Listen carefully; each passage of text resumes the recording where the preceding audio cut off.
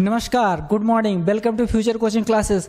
दोस्तों, आज हम मैथ के क्वेश्चंस का एनालिसिस करेंगे जो एमटीएस 2023 में आए हुए हैं और ये जो है 7 तारीख के आए हुए क्वेश्चन का हम एनालिसिस करेंगे जो बहुत ही महत्वपूर्ण है। आप इसको जरूर देखना क्योंकि ये आपके आने वाले शिफ्ट के लिए बहुत ही हेल्पफुल है, क्योंकि जो इसमें क्वेश्चंस आए हुए हैं आने वाले शिफ्ट में भी ये रिपीट कर रहे हैं, इसलिए आपके लिए बहुत ही महत्वपूर्ण है। तो चलिए हम क्वेश्चन को स्टार्ट करते हैं।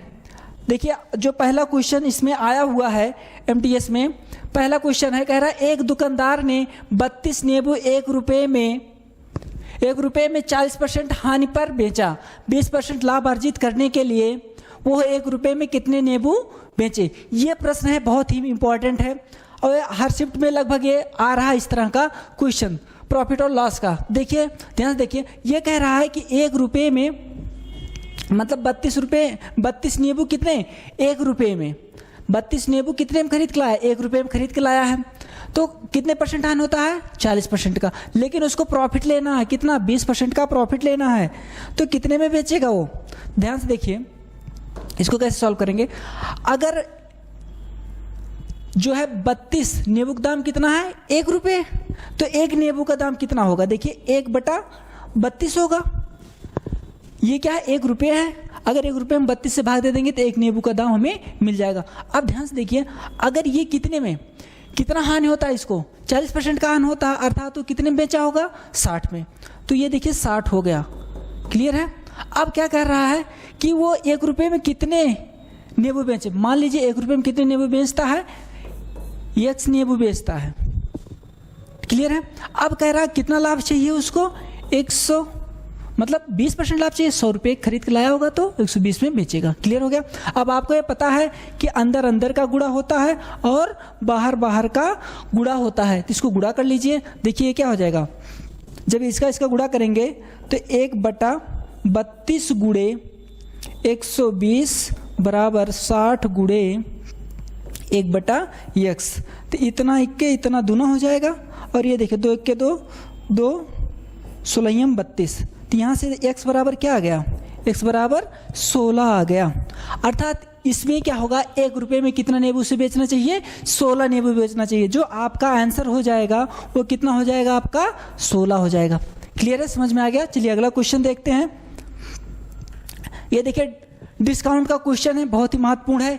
ऐसे शिफ्ट में बार बार ये भी प्रश्न आ रहा है। देखिए करना क्या है कि पहले कितना छूट दे रहा है? 10% का छूट दे रहा है, अर्थात ये क्या हो जाएगा? 1/10 हो जाएगा। अर्थात पहले 10 था तो 1 रुपये की छूट दे देगा तो कितने का बचेगा? 9 का बचेगा। फिर 20% का छूट दे रहा है तो कितना हो जाएगा? 5 हो जाएगा। अर्थात 5 से 1 कम हो जाएगा तो कितना हो जाएगा? 4 हो जाएगा। क्लियर है? और फिर 25% तो 1 कितना हो जाएगा? 4 हो जाएगा। अर्थात जो 4 की थी वो एक छूट दे दिया तो कितना बचेगा? 400 कितना बचेगा? 3 बचेगा। क्लियर है? यहाँ तक कोई डाउट नहीं? ये देखिए 4 से 4 कट जाएगा। ठीक है? अब क्या करना, ध्यान देखिए, कह रहा है कि अगर 10%, 20% और 25% की छूट श्रृंखला के बराबर एकल छूट, मतलब आपको एक सिंगल छूट ज्ञात करना है कि वो सिंगल छूट कितने के बराबर होगा। क्लियर है? तो देखिए अब कितना हो जाएगा? ये हो गया 50, ये कितना हो गया? 9 3 27। अब इसको कितना करना है? 100 करना है। इसको 100 से कितना कम है वो चीज़ हमें ज्ञात कर लेना है। देखिए ये कितना हो जाएगा? ये हो गया 100, 200 इसमें गुणा करिए और 27 दूना 54। अब देखिए ये 100 से कितना कम है? ये 100 से कितना कम है? कितना कम है? 46 कम है। अर्थात इसका जो 10, 20 और 25 का जो सिंगल छूट आएगा वो कितना आएगा? 46% आएगा। एकल छूट कितना आएगा? 46%। तो ये आपका राइट हो जाएगा। क्लियर हो गया? चलिए अगला क्वेश्चन देखते हैं।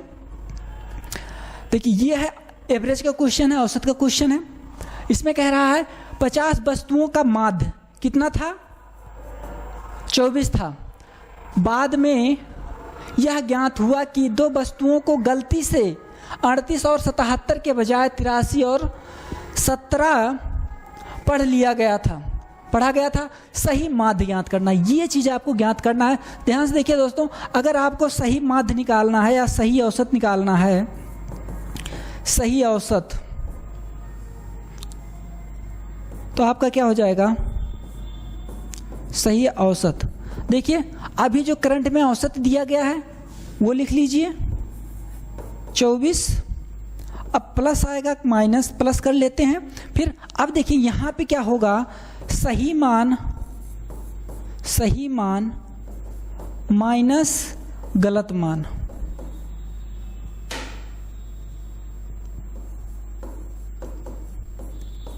ठीक है ये, और उसके बाद यहाँ पे बटे में क्या होगा, पदों की संख्या जो वस्तुओं की संख्या होगी वो चीज़ आपको कर लेना है, यहाँ पे पदों की संख्या। ठीक, तो अब ध्यान से देखिए क्या होगा, 24 प्लस सही मान क्या है। अब देखिए क्या कह रहा है, 3877 के बजाय क्या पढ़ लिया गया था, देखो तो यहाँ पे लिख लीजिए ब्रैकेट में 38 प्लस 77 माइनस कितना पढ़ लिया गया, 83 और प्लस 17, और इतने के बटे कितना हो जाएगा, ये 50 हो जाएगा। क्लियर है, समझ में आ रहा है चीज़। अब करना क्या, इसको इसमें जोड़ लीजिए, 24 प्लस इसको जोड़ेंगे कितना हो जाएगा, 115। देखिए 8 7 15 हो गया, 15 5 और 7 3 10 11 हो गया, माइनस इसको जोड़ लीजिए कितना हो जाएगा, देखिए 7 3 10, 10 की 0 हो गया, 8 1 9 1 10, 100 हो गया, और बटे में कितना हो गया 50। तो इनका जो अंतर आएगा कितना आ जाएगा, 15 आ जाएगा। तो 24, अब ध्यान से देखिए कितना है, प्लस में आएगा यहाँ पे क्योंकि ये प्लस वाली वैल्यू है, तो प्लस 15/50, तो कितना हो जाएगा, 5 से काट देंगे, 5 3 15, 5 धाम 50, 10.3, अर्थात ये आ जाएगा आपका 24.3। क्लियर है, कितना आएगा 24.3, और इसका जो सही माध्य आपका आ जाएगा वो कितना हो जाएगा 24.3, ये आपका आंसर हो जाएगा। क्लियर है, समझ में आ गया। ये बहुत अच्छे अच्छे क्वेश्चन ये जो है एमटीएस में आ रहे हैं, जो 2023 का एग्जाम अभी चल रहा है करंट में। चलिए अगला क्वेश्चन देखते हैं। देखिए राम के पास जो है 10,000 रुपये थे, वह इसका 1/8% वार्षिक साधारण ब्याज पर और शेष 10% वार्षिक दर पर उधार देता है। उनकी कुल वार्षिक आय कितना प्रॉफिट हुआ उसको, 920 रुपये का। तो 8% पर उधार दी गई धनराशि आपको ज्ञात करना है। अच्छा क्वेश्चन है साधारण ब्याज का, ध्यान से देखिए। जो आपका इनकम है मतलब टोटल मूलधन है वो कितना है आपका 10,000 है। क्लियर है, तो एक को आपने कितने परसेंट पे दिया, 8% पे, और दूसरे को 10% पे आपने उधार दिया। तो आपका अगर ये आपका 8% इसका निकालेंगे तो कितना इसका प्रॉफिट हुआ, मतलब ब्याज कितना होगा, इसका 8% कितना हो जाएगा 800। क्लियर है, और इसका 10% निकालेंगे तो कितना हो जाएगा 1,000 हो जाएगा। क्लियर है यहाँ तक। लेकिन कह रहा है इन दोनों को मिलाकर उसे कितना प्रॉफिट हुआ 920 का। इन दोनों के बीच कितना है 920। अब ध्यान से देख लीजिए इसको। अब इसका डिफरेंस यहाँ निकाल के यहाँ पे लिख देंगे तो ये कितना अधिक है 80, और इसका जब डिफरेंस निकालेंगे कितना हो जाएगा 120। 0 से 0 कट गया, 4 4 दूना 8, 4 3 12। अब कितना अनुपात में आ गया 2:3 के, मतलब ये 8% वाला है और ये कितना है 10% वाला है। क्लियर है, तो टोटल राशि अर्थात इन दोनों का योग कितना हो जाएगा 5। ये 5 बराबर कितना दिया गया है आपका 10,000, तो 1 बराबर कितना हो जाएगा 5 दूना 10, 2,000 हो जाएगा। लेकिन निकालना कितना है 8% पे, तो 2 का मान कितना हो जाएगा आपका 4,000। अर्थात 8% पर उसे कितना दिया था धन, 4,000 रुपये का धन दिया था 8% ब्याज पर। क्लियर है, तो ये आपका आंसर हो जाएगा। क्लियर है, समझ में आ रहा है, अच्छा है क्वेश्चन। चलिए अगला क्वेश्चन देखते हैं। ये देखिए वर्क एंड टाइम का क्वेश्चन है, बहुत ही महत्वपूर्ण क्वेश्चन है। हर शिफ्ट में लगभग ये क्वेश्चन इस तरह का पूछा जा रहा है, ध्यान से इसको देखिएगा। कह रहा है एक कार्य को 6 दिन में पूरा कर सकता है, बी 7 दिनों में कर सकता, मतलब कोई कार्य है ए कितने दिनों में 6 दिनों में और बी 7 दिनों में कर सकता है। यदि वह एकांतर रूप से एक दिन के लिए कार्य करते हैं तो कितने दिन, मतलब कह रहा है कि ए एक दिन कार्य करे, एक दिन बी कार्य करे, तो इस तरह से कार्य कितने दिन में समाप्त होगा। तो लेकिन यदि कार्य कौन आरंभ करे, ए आरंभ कर रहा है, ये चीज ध्यान रखना। तो देखिए ए कितने दिन में करता है 6 दिन में, और बी कितने दिन में करता है? 7 दिन में। तो इन दोनों का आप क्या कर लीजिए? एलसीएम। तो इनका एलसीएम कितना हो जाएगा? 42, अर्थात 6 सत्ते 42। यहाँ पे जो आता है वो एफिशिएंसी आ जाता है, मतलब ए कितना कार्य करता है एक दिन में? 7 कार्य करता है, और बी कितना कार्य करेगा? 6 कार्य करेगा। क्लियर है ये चीज़? तो ए जो है एक दिन में कितना कार्य कर देता है? 7 कार्य, और बी एक दिन में कितना कार्य कर देता है? बताइए, 6 कार्य। क्लियर है? तो ये टोटल कार्य कितना हो गया? बताइए, 13 कार्य करने में कितना दिन लगा? 2 दिन का समय लगा। एक दिन ए किया, एक दिन बी ने किया, तो कितना हो गया? एक दिन ए का, एक दिन बी का, मिलके 2 दिन हो गया। तो 13 कार्य हुआ 2 दिन में। और कार्य कितना कराना है आपको? 42 कार्य कराना है। तो अगर हम 13 तियां 39 तो ले जाएं, इसके करीब में लगभग पहुंच जाएगा। तो देखिए 3 से इसमें गुणा करा दें और 3 से इधर भी गुणा करा दें, तो 13 तियां 39 हो जाएगा, और ये कितना हो गया? 6 दिन हो गया। अर्थात 6 दिन में कितना कार्य हो चुका है? 39 कार्य हो चुका है। तभी कितना कार्य शेष रह गया है? 3 कार्य शेष रह गया है। कितना कार्य शेष रह गया है? 3 कार्य शेष रह गया। तो ये बताइए, इस तरह से ए बी का कार्य करता रहा, फिर लास्ट में किसका नंबर आएगा? क्योंकि एक दिन ए किया, एक दिन बी किया, इस तरह से कितने दिन तक कार्य हुआ? 3 दिन तक कार्य हुआ, तो मतलब 6 दिन तक कार्य हो चुका। अब ऐसे में 3 कार्य बचा तो कौन करने आया? क्योंकि आरंभ किसने किया था? ए ने किया था। तो इसलिए क्या हो जाएगा? यहाँ पे क्या कर लेंगे हम? 3 ऐड कर देंगे, और ये क्या हो जाएगा? जो दिन होगा वो 6 में क्या हो जाएगा? 3/7 हो जाएगा। क्लियर है? तो अर्थात जो 42 कार्य है आपका, 42 वर्क है, वो अगर ए बी अल्टरनेट कर रहे हैं तो कितने दिन में समाप्त हो रहा? 6 सही 3/7 दिन में। यही आपका आंसर हो जाएगा। क्लियर है? समझ में आ गया? चलिए अगला क्वेश्चन देखते हैं। ये देखिए, अच्छा क्वेश्चन है, परसेंटेज का है, आसान सा क्वेश्चन है। देखो, कह रहा है एक गांव में पुरुष और महिला, देखिए आदमी हैं और औरत हैं, उनका अनुपात कितना? 3:2 के अनुपात में है। तो पूछ रहा है कि गांव में पुरुषों का प्रतिशत है, मतलब गांव में कितने प्रतिशत पुरुष लोग हैं। तो ध्यान से देखिए, पुरुषों की संख्या कितनी है? 3, और महिलाओं की 2। तो टोटल कितने हैं? 5, अर्थात 3/5 गुणे 100 कर देंगे तो ये प्रतिशत में बदल जाएगा। 5 × 5, 5 दूना 10, 20 तिहाई 60। तो पुरुषों की जो संख्या है वो कितना है? 60% है।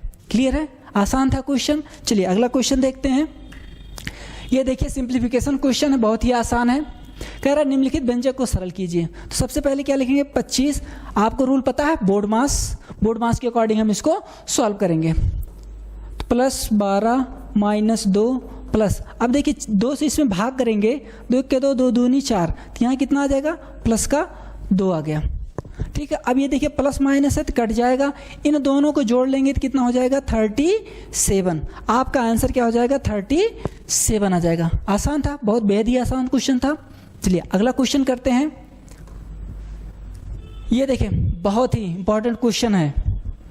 ये जो क्वेश्चन ये भी बार बार हर शिफ्ट में लगभग पूछा जा रहा है, इस तरीके का क्वेश्चन। ठीक है, अब देखिए कह रहा है कि यदि एक नियमित बहुभुज के बाहरी कोण का आंतरिक कोण से अनुपात कितना है? 2:3 है, तो बहुभुज के सभी आंतरिक कोणों का योग ज्ञात करें। क्लियर है? ध्यान से देखिए, आपका जो है बाहरी कोण और किसका आंतरिक कोण का अनुपात कितना दिया गया है? 2:3 दिया है। क्लियर है? अगर आपको पता हो कि अगर बाहरी कोण और आंतरिक कोण दोनों को जोड़ दिया जाए तो दोनों का योग कितने के किसके बराबर होता है? 180 के बराबर होता है। अर्थात इन दोनों को जोड़ेंगे 5 होगा। ठीक है, जो आपका इंटरनल मतलब एक्सटर्नल प्लस और इंटरनल दोनों का योग कितना हो जाएगा? 180 डिग्री। क्लियर है? तो अर्थात 5 बराबर कितना हो गया? 180 डिग्री हो गया। तो 1 बराबर क्या हो जाएगा? 3 × 5 5 × 15 हो जाएगा और 5 × 6 30, मतलब 36 डिग्री। तो हमें निकालना कितना है? बाहरी कोण। तो बाहरी कोण बराबर कितना हो जाएगा? देखिए 1 बराबर इतना, तो 2 बराबर, तो 2 × 36 बराबर 72।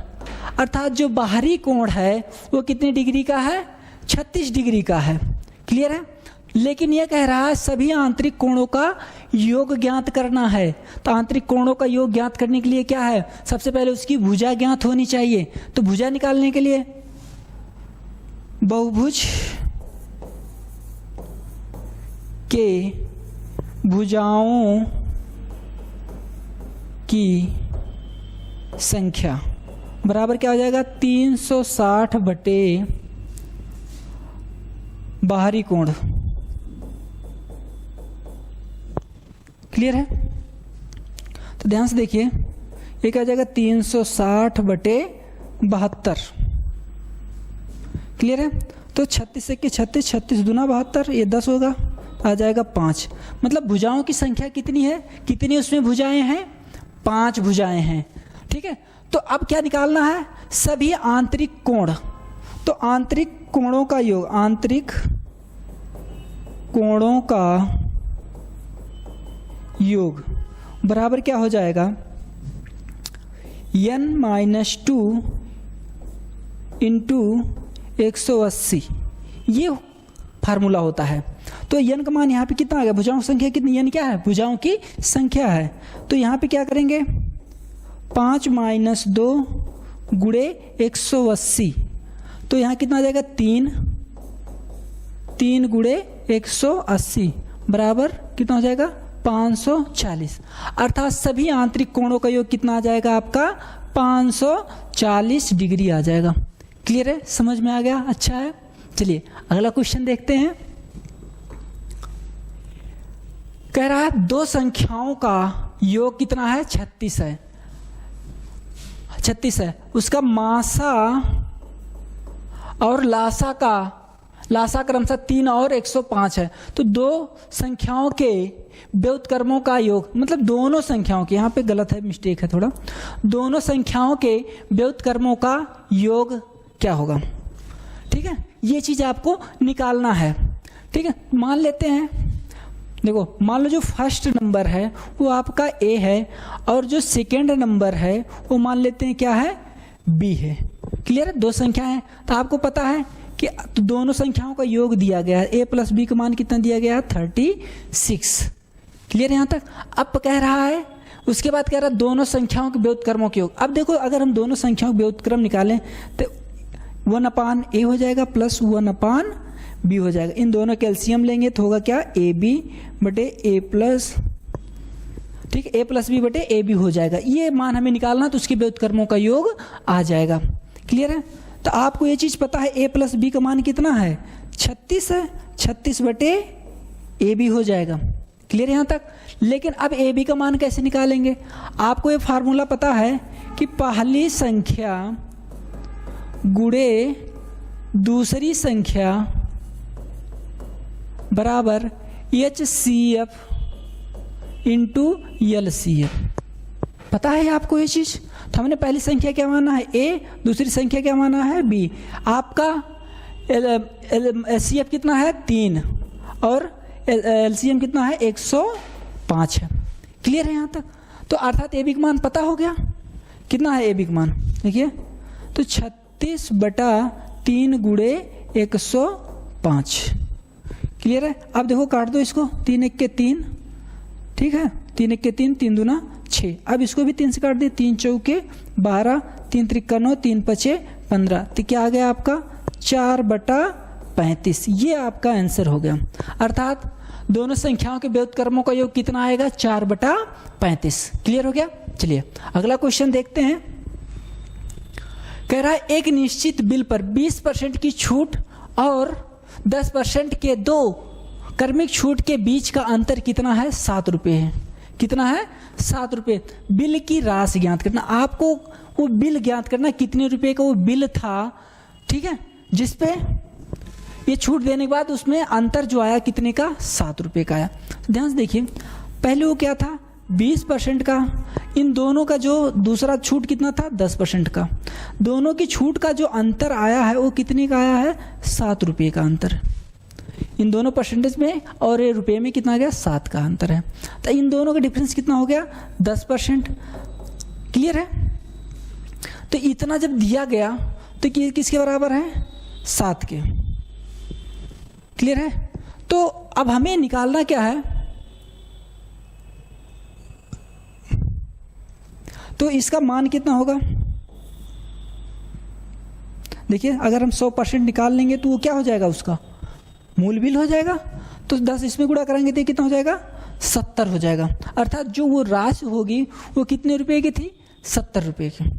ठीक है, तो वो जो मूल राशि थी वो कितने की थी, 70 रुपये। समझ में आ गया ये चीज, क्लियर है। चलिए अगला क्वेश्चन देखते हैं। कह रहा देखो एलसीएम ज्ञात कीजिए, 2/5 और 3/10 और 4/15 का एलसीएम। तो जब भी भिन्न का आपको एलसीएम निकालना होगा, भिन्न का एलसीएम बराबर क्या होगा, अंश का एलसीएम बटे हर का एचसीएफ। अगर एलसीएम निकालना है तो अंश वाले का आप एलसीएम ले लीजिए और हर का एचसीएफ। अगर आपको एचसीएफ पूछा होता भिन्न का तो ऊपर वाले का एचसीएफ, नीचे वाले का एलसीएम। क्लियर है चीज। देखिए अर्थात आपको लिखना है 2 गुणे 3 गुणे 4, इसका एलसीएम हो जाएगा। और इन दोनों में जो इन सभी का मासा, अर्थात इन सब में क्या कॉमन है, 5 कॉमन है, तो क्या हो जाएगा 5। तो ये कितना हो जाएगा, 3 दूने 6, 6 के 24, 24/5। अर्थात इस भिन्न का जो एलसीएम आएगा वो कितना होगा, 24/25। क्लियर है, समझ में आ गया। चलिए अगला क्वेश्चन देखते हैं। बहुत अच्छा क्वेश्चन है ये, ध्यान से देखिए, वर्क एंड टाइम का है। कह रहा एक पुरुष, एक महिला और एक लड़का मिलकर एक काम को 3 दिन में पूरा करते हैं। तो देखिए एक मेल हो गया और एक फीमेल हो गया, वुमेन हो गया और एक बॉय हो गया। ये कितने दिन में कर लेता है, 3 दिन में किसी कार्य को पूरा कर लेते हैं। क्लियर है। तो यदि एक पुरुष अर्थात जो मैन है, एक मैन है, वो कितने दिन में कर लेता है, उसे 6 दिन में, और एक लड़का अकेले उसे 18 दिन में, अर्थात जो बॉय है उसे कितने दिन में कर लेता है, 18 दिन में। क्लियर है, हमने जो जैसे दिया था वैसे हमने लिख लिया। तो कह रहा था तो एक महिला उस काम को कितने दिनों में समाप्त कर पाएगी। सबसे पहले हम सभी की क्षमता को निकाल लेते हैं, तभी हम निकाल पाएंगे। देखिए अब इन तीनों का हम एलसीएम लेंगे तो एलसीएम कितना आ जाएगा आपका, 18 ही आ जाएगा। तो 3 6 18 और 6 3 18 और 18 1 18। क्लियर है यहाँ पर तक। अब ध्यान से देखिए कि अगर हम इसमें ये देखो, अगर मैन, वुमेन और बॉय, तो ये देखिए बॉय एक दिन में कितना कार्य कर रहा है, 1 कार्य कर रहा है, और मैन एक दिन में कितना कार्य कर रहा है, 3, और तीनों मिलकर कितना कार्य कर रहे हैं, देखो तीनों मिलकर कितना कार्य कर रहे हैं, एक दिन में 6 कार्य कर रहे हैं। तो 4 कार्य हो चुका है, तो बचा कितना कार्य, 2 कार्य। तो ये 2 कार्य कौन कर रही है, महिला कर रही है। अर्थात जो ये महिला है वो एक दिन में कितना कार्य कर रही है, 2 कार्य कर रही है। तो टोटल कार्य कितना है, 18 है। तो जब महिला से कराएंगे आप कार्य तो महिला कितने दिन में समाप्त करेगी, देखो 18/2 कर देंगे, 2 9 18। अर्थात महिला अगर अकेले करेगी तो उसे कितने दिन में समाप्त करेगी, 9 दिनों में समाप्त कर देगी। क्लियर है, समझ में आ रहा है। अगर समझ में आ रहा है दोस्तों तो लाइक कीजिए और शेयर भी कीजिएगा अपने दोस्तों में। चलिए अगला क्वेश्चन देखते हैं। देखो 3 संख्याएं 3:5:7 के अनुपात में हैं और उनका लघुत्तम समापवर्त कितना है, 840 है। तो उनका मासा मतलब महत्तम समापवर्तक क्या है, मासा आपको निकालना है। बहुत अच्छा क्वेश्चन है। देखो हमने मान लिया जो पहली संख्या है वो कितना है, 3x, जो दूसरी संख्या है वो कितना हो जाएगा, 5x, और जो तीसरी संख्या है वो कितना हो जाएगा, 7x। अर्थात इन सभी में जो कॉमन है, हमने जो HCF माना है, ठीक है, HCF है वो कितना है, x, अर्थात जो मासा है वो कितना है, x है। क्लियर है। अगर हमें तीनों का LCM ले, कोई संख्या हो हम LCM ऐसे ले सकते हैं। तो देखिए क्या हो जाएगा, तो 3 गुणे 5 गुणे 7 गुणे x, ये क्या हो जाएगा, इसका LCM हो जाएगा। क्लियर है। तो अर्थात ये LCM हो गया। तो ये LCM बराबर कितना दिया गया, 840 दिया गया। यहाँ तक कोई दिक्कत किसी को, कोई दिक्कत नहीं। चलिए अब हम इसको काट देते हैं। देखो 7 से काटें, 7 एक के 7, 7 दुनिया 14, फिर 5 तिहाई 15, 15 अट्ठे 120, तो x बराबर कितना आ गया 8। हमने क्या मान रखा है, देखो जो x है वो क्या है आपका HCF है, तो इसका मान कितना आ गया 8 आ गया। क्लियर है, अर्थात जो इसका आंसर होगा वो कितना हो जाएगा 8 हो जाएगा। समझ में आ गया। चलिए अगला क्वेश्चन देखते हैं, बहुत ही बेहतरीन।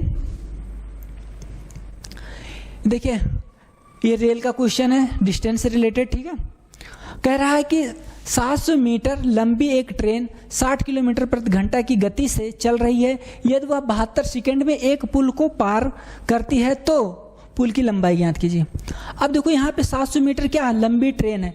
यहाँ पे देखो ये ट्रेन है, इसकी लंबाई कितनी है 700 मीटर, और यहाँ पे एक पुल बना हुआ है,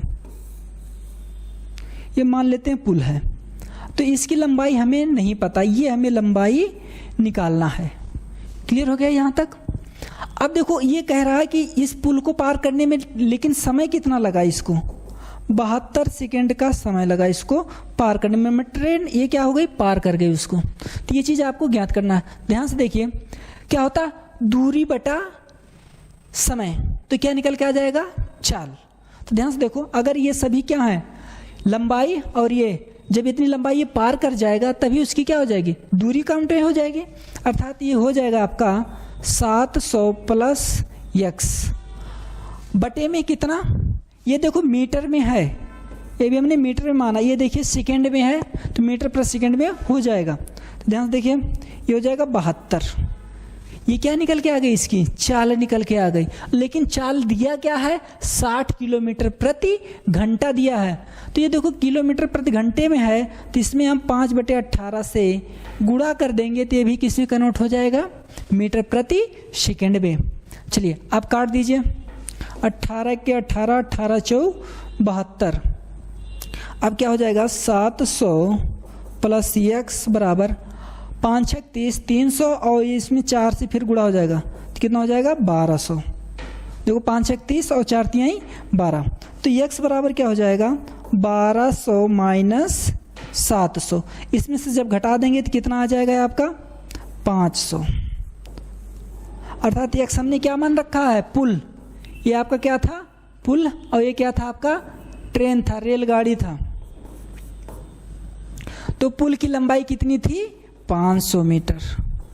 समझ में आ गया, अच्छा क्वेश्चन था। चलिए अगला क्वेश्चन देखो, ये है पाइप और सर्टेन का, पाइप और टंकी का क्वेश्चन है, बहुत ही इंपॉर्टेंट क्वेश्चन है। ठीक है, तो देखो इसमें क्या होता है, जैसे मान लो ये आपका एक टैंक है, तो एक पाइप होता है इसको फिल करता है, और एक पाइप होता है इसको खाली करता है, आउटलेट जिसको हम बोलते हैं। ये इनलेट है, ये क्या है आउटलेट है, तो यहाँ से पानी भरा जाता है इसमें, और यहाँ से इसमें से बाहर निकाल दिया जाता है। ठीक है, तो ये आपका A है और ये निकालने वाला क्या है B है। क्लियर है, तो कह रहा है एक पाइप एक टंकी को पानी से 12 घंटे में भर सकता, मतलब जो A है इस टंकी को कितने घंटे में भर सकता है A 12 घंटे में। क्लियर है, टंकी के तल में रिसाव होने के कारण यह भरने में कितना समय लेता है 20 घंटे।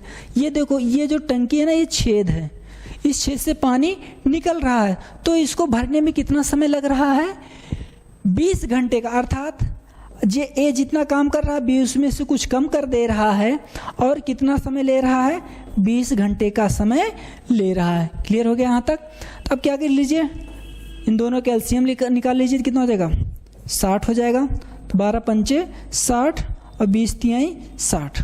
क्लियर हो गया चीज़। अब ध्यान से देखिए यहाँ पे कह रहा है ए कितना कार्य करता है 5, लेकिन और ए बी दोनों मिलकर कितना कार्य करते हैं 3 कार्य, अर्थात अगर हम देखें इसमें तो ए कितना कार्य किया 5, तो इन दोनों को जो अंतर आया वो कितने का है, यहाँ पे कितना घटा दें कि 3 आ जाएगा, तो यहाँ किससे घटा दें हम, देखिए ये अगर हम इसमें से 5 में से 2 घटा दें तो कितना आ जाएगा 3 आ जाएगा, अर्थात बी कितना कार्य कर रहा है 2 कार्य कर रहा है। ठीक है, अर्थात बी 1 घंटे में कितना कार्य कर रहा है 2 कार्य कर रहा है, तो टोटल कार्य किससे कराना है, ध्यान देखिए, तो कितने समय में रिसाव पूरी भरी टंकी को खाली करेगा, है ना।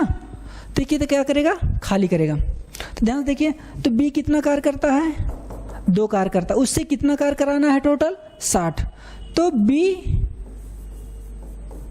खाली करेगा बराबर कितना हो जाएगा, 60/2। कितना हो जाएगा, 60/2 हो जाएगा। कितना आ जाएगा, 30 घंटा। अर्थात जो ये रिसाव हो रहा है इसके कारण भरी टंकी कितने समय में खाली हो जाएगी, 30 घंटे में। चलिए ये देखिए आपका जो है डीआई का क्वेश्चन है, बहुत आसान से क्वेश्चन आया है डीआई का। कह रहा है एक विभाग जी के कर्मचारियों की संख्या विभाग सी के कर्मचारियों से कितना अधिक है, ये चीज आपको बताना है। अब देखो जी, विभाग जी कौन सा है, देखो ABCDEFG।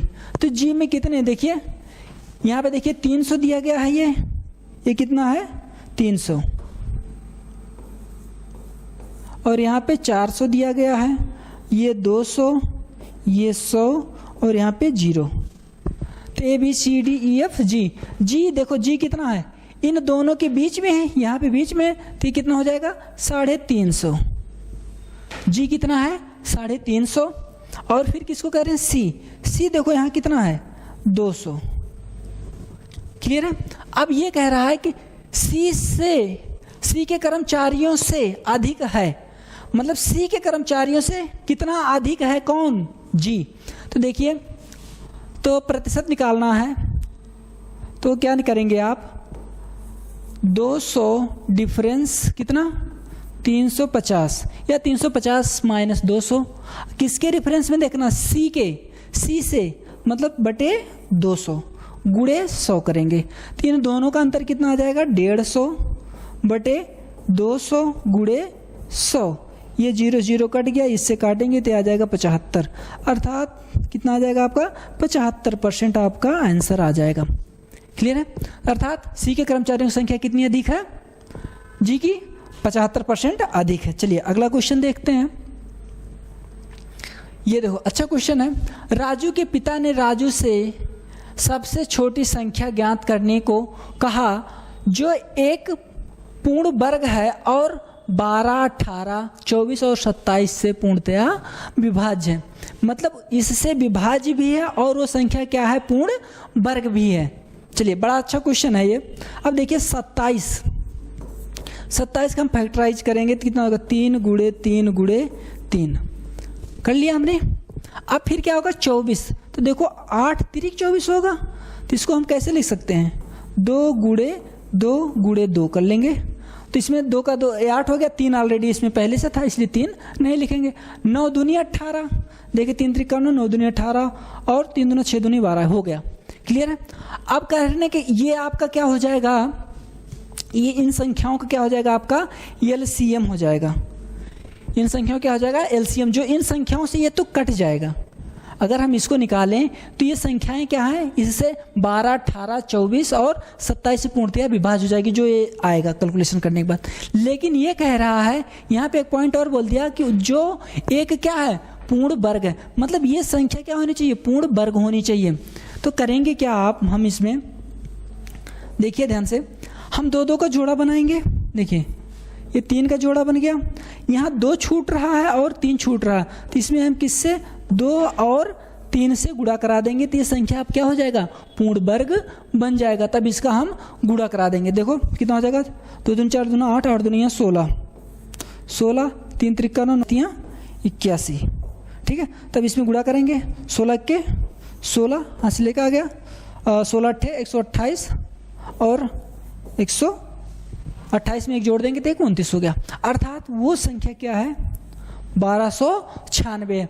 तो करना क्या है, 1296 एक पूर्ण वर्ग संख्या है और जो 12, 18 और 24 से भी पूर्णतया विभक्त है। क्लियर है। हमें उम्मीद है कि लास्ट क्वेश्चन था। ठीक है दोस्तों, अगर ये क्वेश्चन आपको समझ में आया है, आपके लिए हेल्पफुल रहा, तो आप हमारे वीडियो को लाइक कीजिएगा और हमारे चैनल पर अगर नए हैं तो आप सब्सक्राइब जरूर कर लीजिएगा, जिससे हम अगला एनालिसिस मैथ का लाएं तो आपको उसका नोटिफिकेशन अच्छे से मिल सके। मिलते हैं नेक्स्ट एनालिसिस में।